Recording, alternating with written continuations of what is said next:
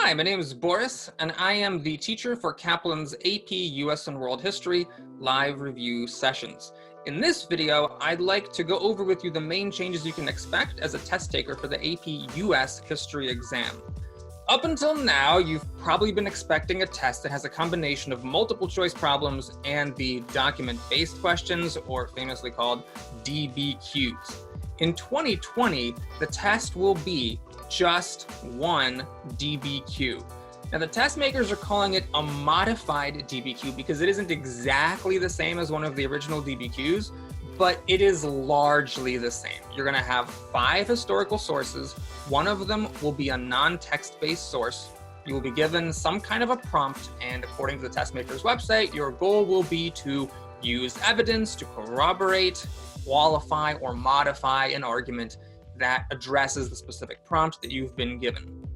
Now, one additional thing that you do need to be watchful of as a taker for the AP US History test is that not all of the units will be covered in the 2020 exam. For the AP US History test, you will only see units 3 through 7, which means that units 1 and 2 will not be included on the test, and therefore you don't necessarily have to study them. Now, according to the test makers, you may use information from units 1 and 2 as context in your argument, but you do not have to know anything outside of units 3 through 7.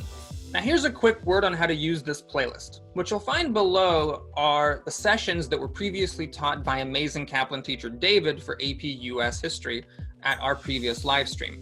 This live stream happened before some of the changes to the 2020 exam were announced. So just so you know, as you review these videos, some of the content in sessions 1 and 2 might not align exactly with what we now know the instructions for the AP US History test to be.